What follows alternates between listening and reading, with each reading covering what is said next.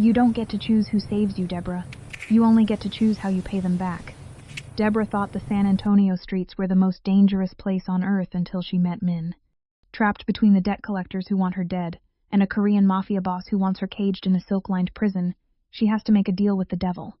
Minh doesn't just want her signature on a marriage certificate. He wants every part of her, and he's willing to burn Texas to the ground to keep her. But in Minh's world, a wedding ring is just another set of handcuffs. Can she survive being the obsession of a man who kills for sport, or will she become the very monster she's trying to escape? The alley behind Santo's pawn shop smelled like piss and regret. Deborah's shoulder blades scraped against the brick wall as she backed up, nowhere left to run. 3 men blocked the only exit, their faces carved from the same stone as every other predator who'd crawled out of San Antonio's underbelly. "Your daddy was a gambling man," Rico said, flicking his switchblade open and closed like a nervous tick. "Shame he didn't teach you how to pay what you owe." "I need more time." Her voice came out steadier than she felt. "I'm working 2 jobs. I can get you $50,000? The one they called Spider laughed, gold teeth catching the dim streetlight. "Baby girl, you ain't gonna make that kind of money flipping burgers and cleaning hotel rooms. Not in this lifetime." The third man, Martinez, didn't laugh. He just stared at her with eyes like dirty ice, his hand resting on the gun tucked into his waistband. He was the dangerous one, the one who'd actually pull the trigger. "We gave you 3 months, Martinez said. "That was generous. Now we're done being nice." Deborah's fingers curled into fists. She'd spent the last 90 days drowning in her father's mistakes, working herself to the bone, skipping meals, and still the number in her bank account looked like a sick joke. $1,200. She might as well have had 12 cents. "So what now?" she asked, lifting her chin even as her heart hammered against her ribs. "You gonna kill me? That won't get you your money." "Nah," Rico grinned, stepping closer. "But we know some people who'd pay good money for a pretty thing like you. Clubs across the border, they're always looking for fresh." The temperature in the alley dropped 10 degrees. Deborah felt it before she saw him, a shift in the air, like the moment before lightning strikes. Rico's words died in his throat. Spider's hand froze halfway to his weapon. Even Martinez tensed, his predator instincts screaming danger. A man stood at the mouth of the alley, silhouetted against the neon glow of the pawn shop sign. He moved forward with the kind of confidence that came from never having been told no. Black blazer perfectly tailored, white shirt open at the collar, and tattoos that crawled up his neck like smoke. Korean script intertwined with symbols that promised violence in a dozen different languages. His face could have been carved by someone who understood that beauty and cruelty weren't opposites.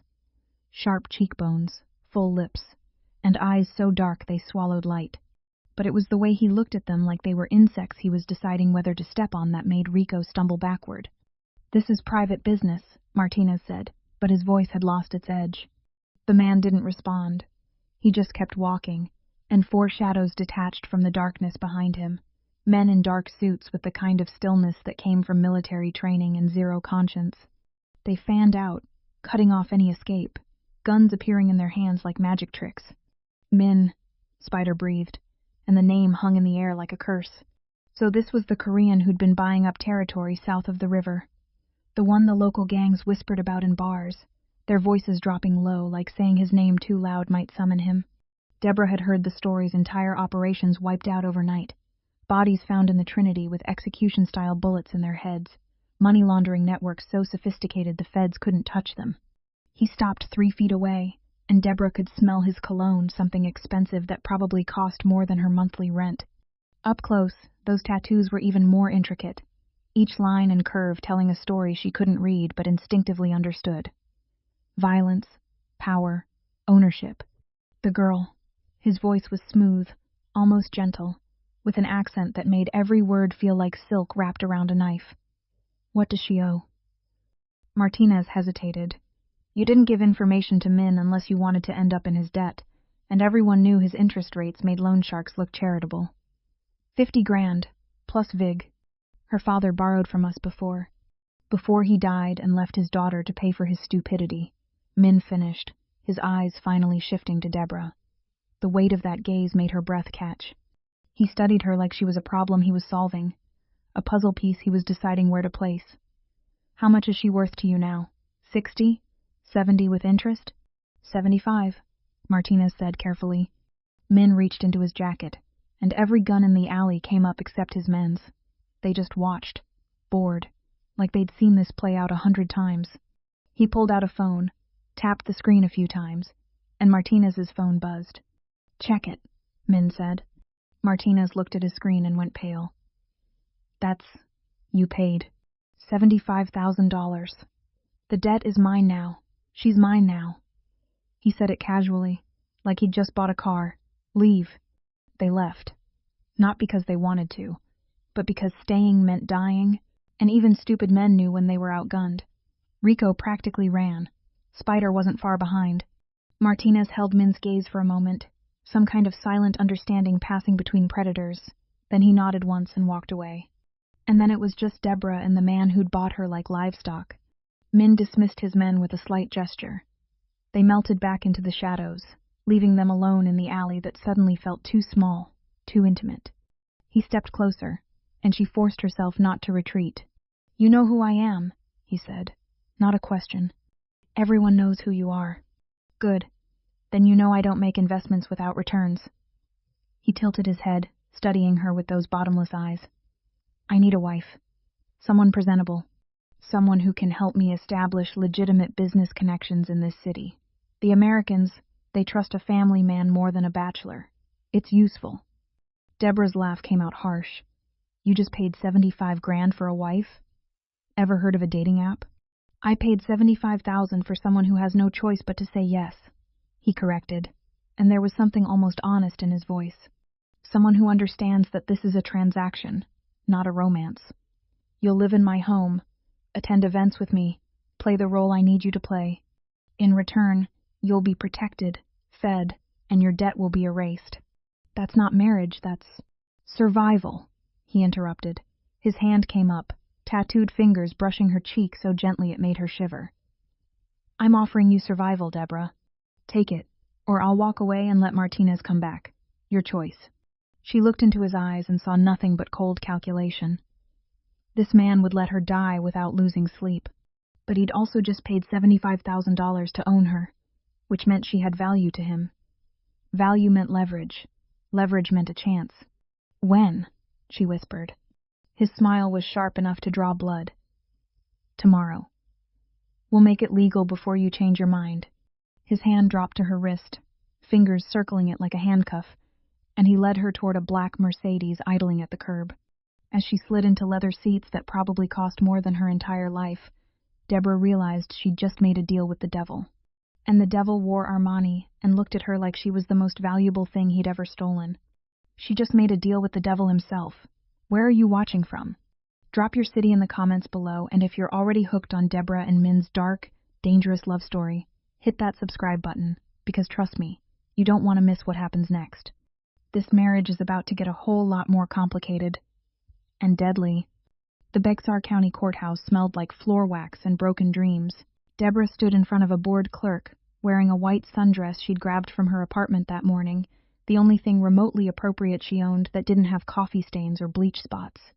Minh stood beside her in a white blazer that probably cost more than a used car, looking like he'd stepped out of a magazine spread on how to dress for your shotgun wedding to the woman you'd purchased.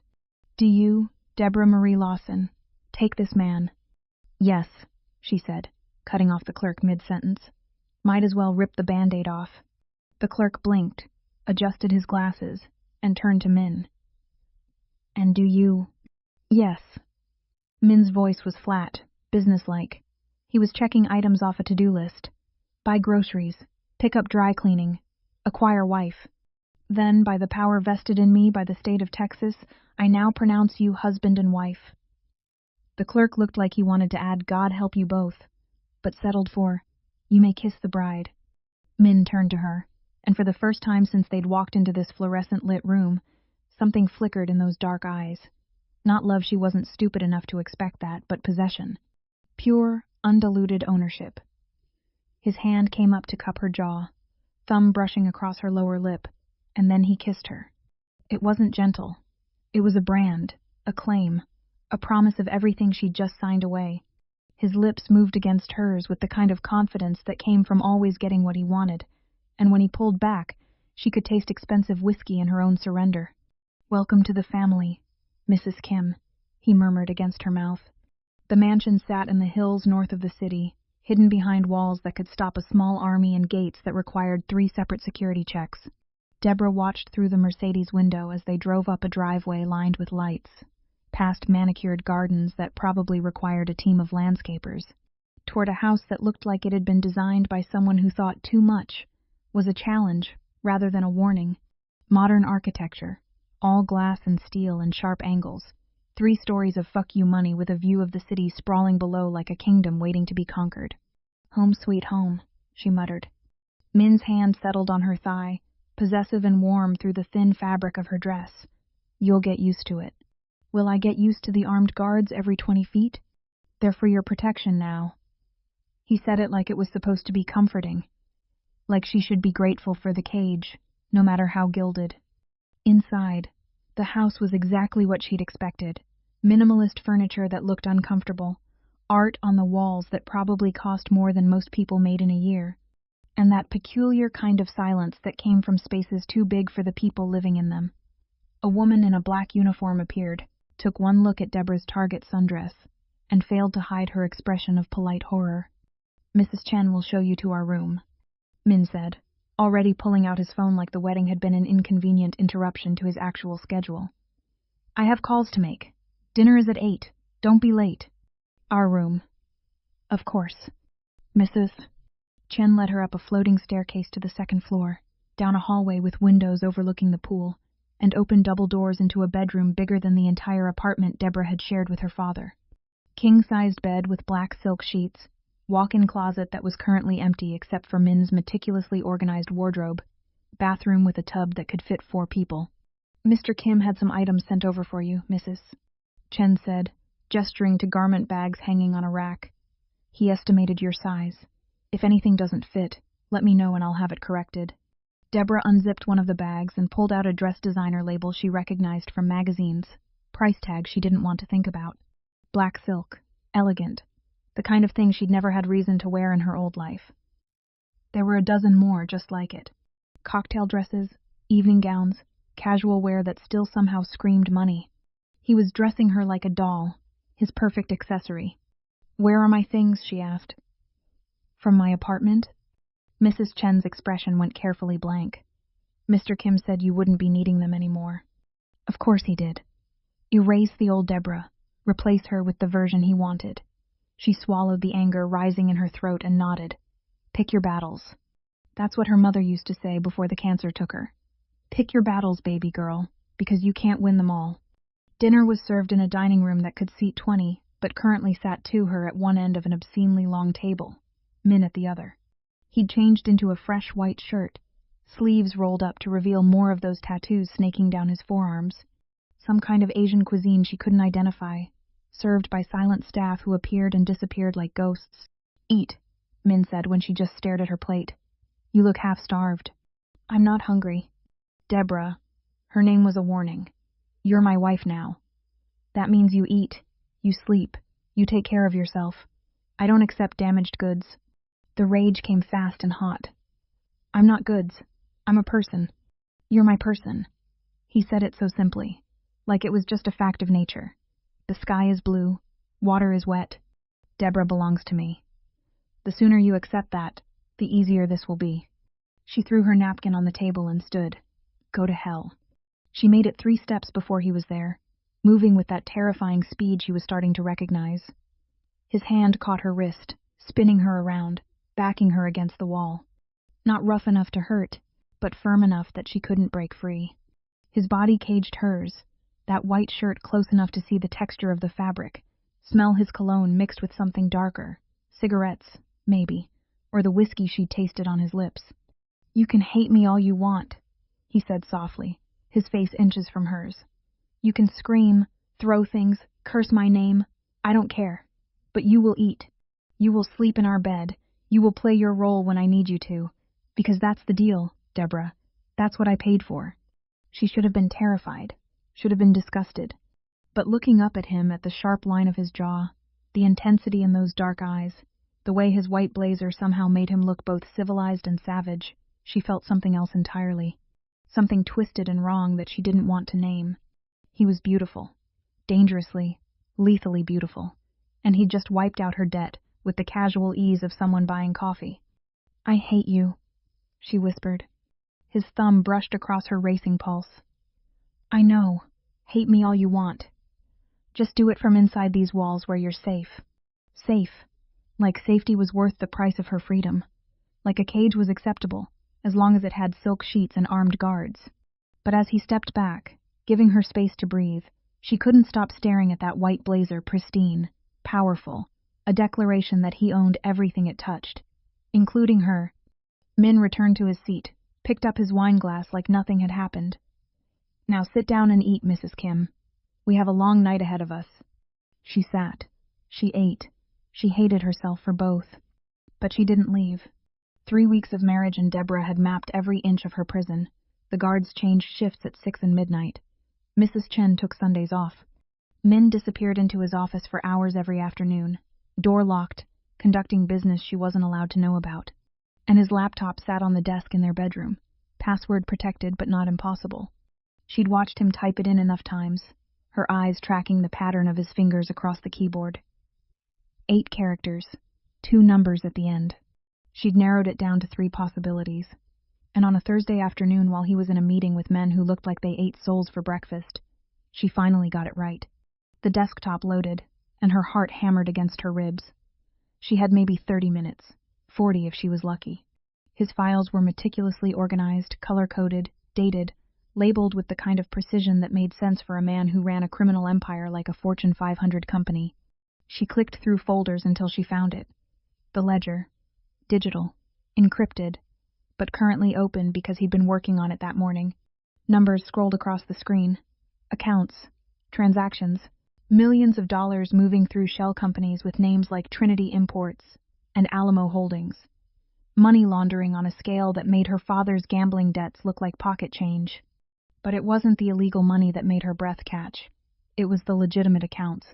The ones tied to his actual businesses, the restaurants, the real estate holdings, the investment portfolio that could fund a small country. She could take it. Not all of it. She wasn't suicidal, but enough. Enough to pay back the people her father had screwed over before Martinez and his crew had sold the debt. The mechanic who'd fronted her dad $2,000 for a sure thing at the track. The neighbor who'd loaned him $500 for rent. The bartender at Santos who'd covered his tab for months. Her fingers flew across the keyboard. She'd taken 2 accounting classes at community college before she'd had to drop out to work full-time. It wasn't sophisticated, but it didn't need to be.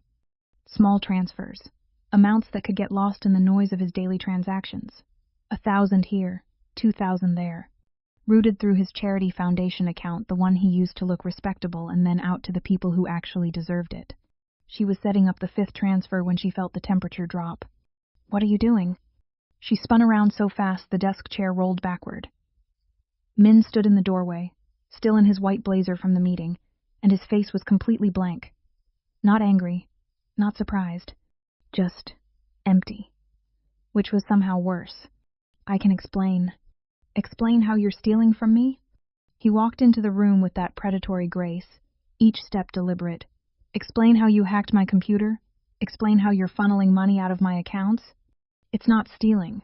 I'm paying back debts. People, my father. Your father's debts are paid."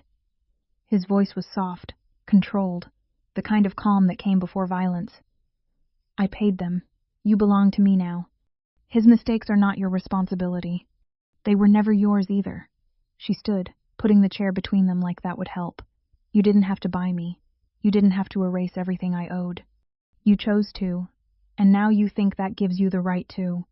It gives me the right to everything." He was around the chair before she could blink, his hand catching her wrist, pulling her close. "Your life, your choices, your loyalty. I own all of it, Deborah." She waited for the pain, for the punishment she'd seen him inflict on others. Rico had whispered stories before Martinez shut him up, stories about what Minh did to people who betrayed him. Bodies in the river, fingers sent in boxes, messages written in blood. But he just held her wrist, his thumb pressing against her racing pulse, and stared at her like she was a problem he couldn't solve. "Do you know what these mean?" He released her wrist and held up his right hand. The tattoos she'd been staring at for weeks, intricate designs that covered his fingers and knuckles, disappearing under his sleeve. Up close, she could see they were names. Korean characters, some English letters, dates. Each one is someone who stole from me. Someone who thought they were clever enough to take what was mine. What happened to them? What do you think happened? His left hand came up. More names, more dates. Some of the ink looked fresh, the skin still slightly raised. I made examples.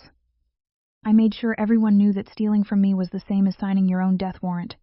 She should have been terrified, should have been begging for mercy, but all she could think was that there were maybe 30 names on his hands, and he'd been running his empire for years, 30 people. That meant most people were smart enough not to steal from him in the first place. So which finger do I get? She asked, lifting her chin. Or do you go straight for the river with wives? Something cracked in his expression, not anger, something worse, something that looked almost like pain. His tattooed hands came up to frame her face, forcing her to meet his eyes. I can't, he said, and his voice had gone rough. I've been standing here for 5 minutes trying to figure out how to punish you, and I can't. Do you understand what that means? I've killed men for less than what you just did. I've destroyed lives over a few $1,000s. But you, I'm your wife. That's supposed to mean something different. It means I'm weak. He said it like a confession, like he was admitting to a terminal illness. It means you've become a problem I don't know how to solve. I should drag you downstairs right now and make you watch while I break every bone in your hand. I should put you on the next plane to Korea and lock you in a room until you learn obedience. I should, but you won't. No. His forehead dropped against hers, and she could feel him trembling, this man who controlled an empire, who made grown men piss themselves with a look, shaking like he was coming apart. I won't, because somewhere in the last 3 weeks you stopped being an investment and became something I can't afford to damage. His lips brushed hers, gentle this time, almost reverent. Don't steal from me again, Deborah. Not because I'll hurt you, but because I don't know what I'll do if you keep testing my limits. And that terrifies me more than anything. He pulled back, his hand sliding from her face, and she saw something in his eyes she'd never expected to see. Vulnerability. Raw, honest vulnerability from a man who'd built his entire existence on being untouchable. The people you were trying to pay back, he said, reaching past her to close the laptop. Give me their names. I'll write them checks tomorrow. Legitimate ones, from my legal accounts. No strings attached. Why? Because apparently making my wife happy has become more important than my reputation. He laughed, but it sounded broken. You're ruining me, Mrs. Kim. And I'm letting you. He walked out of the room, leaving her standing there with her heart in her throat and the sudden, terrifying realization that the most dangerous man in San Antonio had just handed her the only weapon that could actually destroy him. His heart. He just handed her his heart, the one weapon that could destroy him. Comment below. Team Minh or Team Run? Is Deborah falling for her captor, or is she playing the long game? Drop A if you think she's already in too deep, or A if you think this love story is heading for disaster. Either way, we're all going down with this ship. The ranch sat 2 hours outside San Antonio, all dust and mesquite trees, and the kind of silence that made city people nervous. Minh had business with a cattle distributor who was really moving something else entirely. Deborah had learned not to ask questions about the specifics. She'd come along because he'd insisted, and because staying in the mansion was starting to feel like slow suffocation. The white blazer looked wrong out here, too pristine against the rural decay. But Minh wore it like armor anyway. His tattooed hands relaxed at his sides as he spoke with the distributor in the shade of a barn that had seen better decades. Deborah leaned against the Mercedes, scrolling through her phone, when she saw the dust cloud on the horizon. 3 trucks, moving fast, kicking up dirt like they were running from something. Or toward it. Minh, she called out, her voice tight. He heard the warning in her tone and turned, his hand already moving inside his blazer. The distributor went pale and started backing toward the barn. Minh's 4 guards materialized from wherever they'd been stationed, weapons appearing with practiced efficiency. Get in the car, Minh said calmly, like he was asking her to pass the salt. She was reaching for the door handle when she saw him. Her brother. Danny stepped out of the lead truck before it even fully stopped, and her entire world tilted sideways. Danny. The name came out strangled. She hadn't seen him in 2 years, not since he'd stolen her mother's jewelry to pay off his own debts, and disappeared into whatever hole addicts crawled into when their families finally gave up on them. He looked worse than she remembered. Thinner. Older. Eyes that couldn't quite meet hers as men with cartel tattoos and AR-15 seconds poured out of the trucks behind him. "I'm sorry, Deb," Danny said. And he actually sounded like he meant it. "They offered me 50 grand. I couldn't. I'm sorry." The world snapped into focus with brutal clarity. Her brother had sold her out. Sold her location to whoever wanted Minh dead badly enough to pay for the information. "Deborah, get in the fucking car now." Minh's voice had gone cold, and she recognized that tone. That was the voice he used right before people died. She dove for the car door as the shooting started. The world exploded into chaos. Automatic gunfire tore through the air, bullets punching holes in the Mercedes, shattering glass, ripping through metal. Minh moved like violence personified, his gun out and firing with the kind of precision that came from years of practice. One of the cartel soldiers went down, then another. His guards returned fire, using the vehicles for cover, but they were outnumbered 3-1. The distributor was already dead, sprawled in the dirt with half his head missing. Danny had scrambled back behind one of the trucks, and some distant part of Deborah hoped he got hit in the crossfire.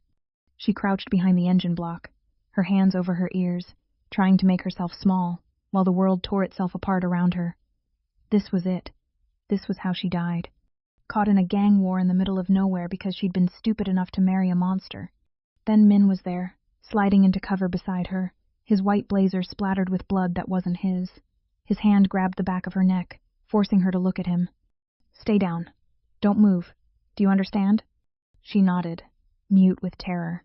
He kissed her hard and fast and brutal, and then he was moving again. She watched him through the shattered car window, watched him become something inhuman. He moved through the gunfire like it couldn't touch him. Each shot calculated, efficient, lethal. No wasted movements, no hesitation, just pure, controlled violence. A cartel soldier got too close, and Minh didn't even bother shooting him.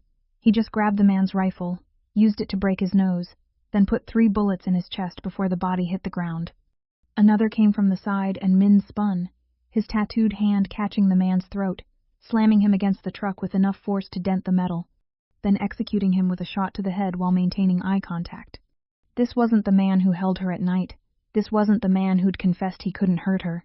This was the mafia boss, the killer, the monster that people whispered about in dark rooms. And he was doing it all to protect her. One of Minh's guards went down with a scream, then another.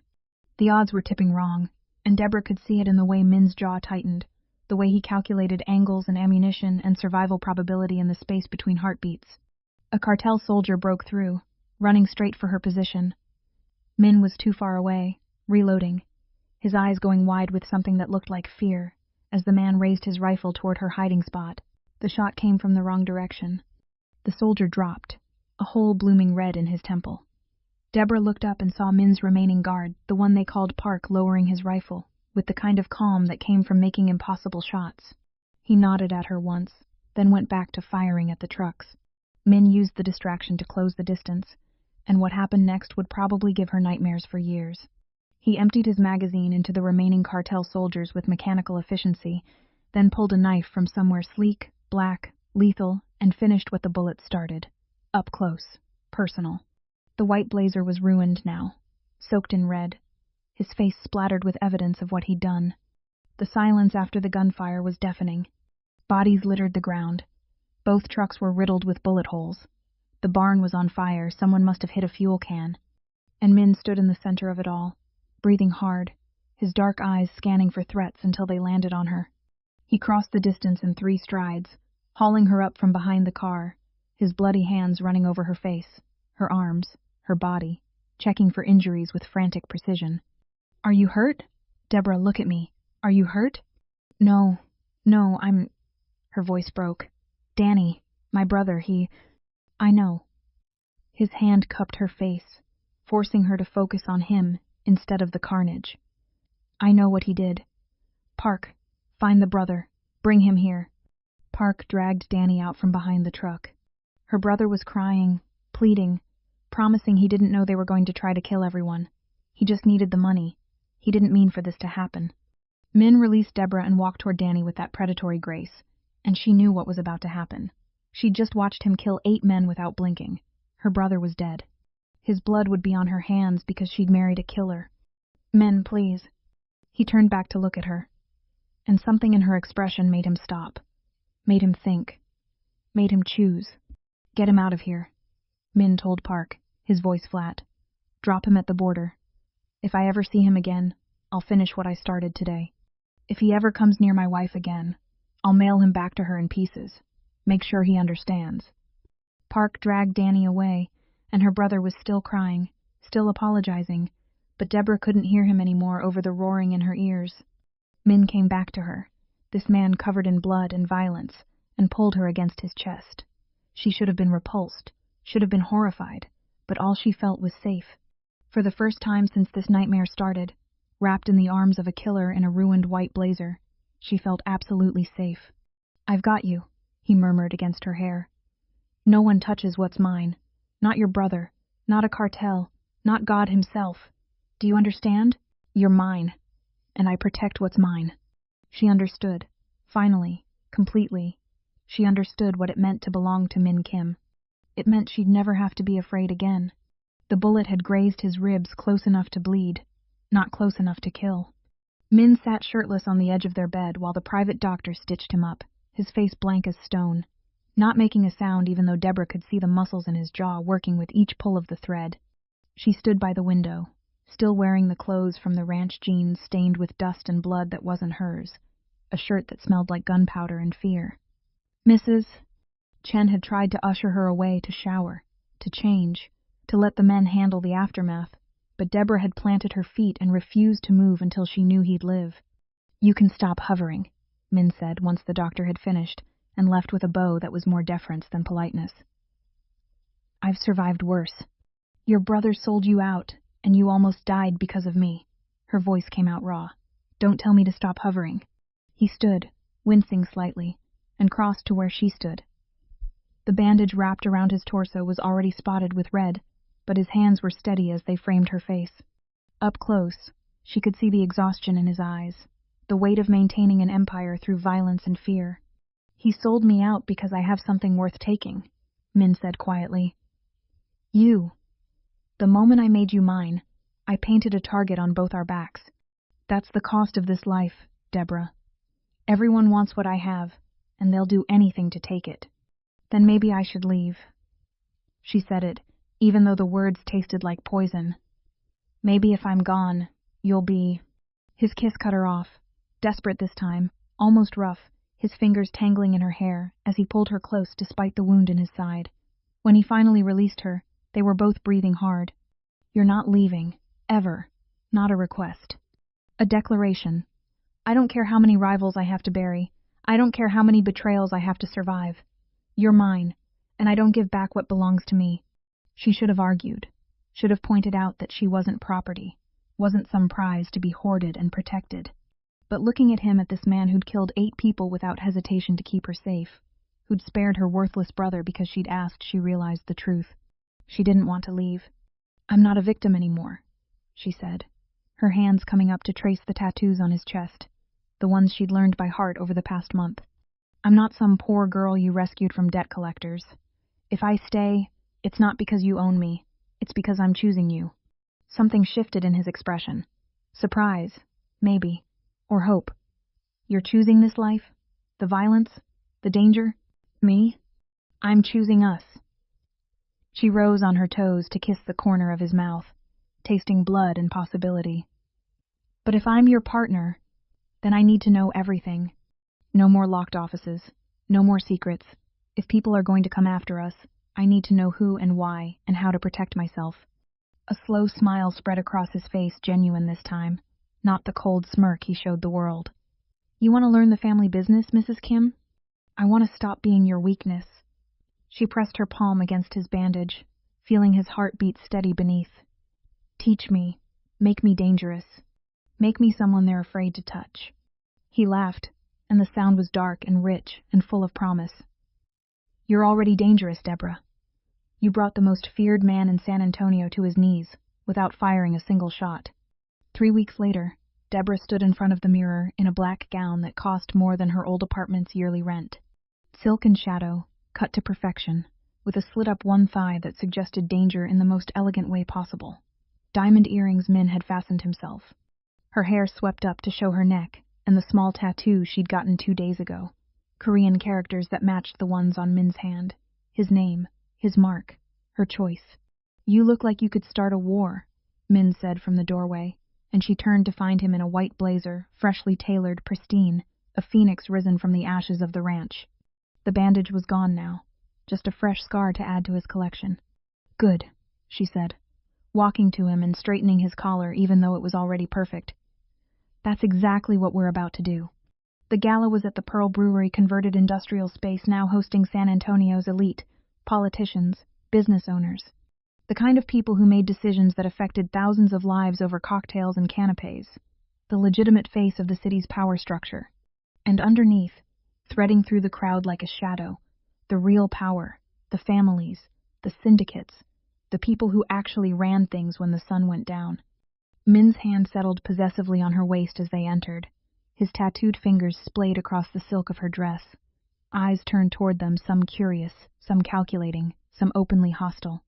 Word had spread about the ranch, about the cartel soldiers who'd tried and failed, about the Korean boss who'd walked through gunfire to protect his wife. "Remember what I taught you," Min murmured against her ear as they moved through the crowd. "Smile like you know their secrets. Walk like you own the room. Let them wonder what you're capable of." She'd spent the last 3 weeks learning, not just the business, the accounts, the operations, the network of influence that stretched from San Antonio to Seoul, but the language of power. How to read a room. How to spot a threat. How to turn a conversation into leverage. How to load and fire the slim pistol now strapped to her thigh beneath all that expensive silk. Martinez was there, keeping a careful distance, his eyes tracking them with wary respect. The distributor's replacement, already trying to curry favor. A city councilman whose campaign Min had funded. A judge whose daughter's college tuition came from shell company scholarships. They worked the room like a dance they'd been practicing for years instead of weeks. Min would start a conversation, establish dominance, and Deborah would close it with the kind of charm that made people forget they were being manipulated. The poor girl from the east side was gone. In her place stood someone harder, sharper, dangerous. Mrs. Kim. A voice behind them, and Deborah turned to find an older Korean man with silver hair and eyes like chips of ice. "I don't believe we've been introduced. I'm Park Jae-sung, an associate of your husband's family in Seoul." Min's hand tightened on her waist, a warning. This man was important, powerful, someone who could make or break their operation with a single phone call back home. "A pleasure," Deborah said, extending her hand with practiced grace. "I've heard so much about the Seoul operations. Min speaks very highly of the family's legacy." Park took her hand, studying her like she was a puzzle. "You're not what I expected. When I heard he'd married an American girl to establish legitimacy, I assumed."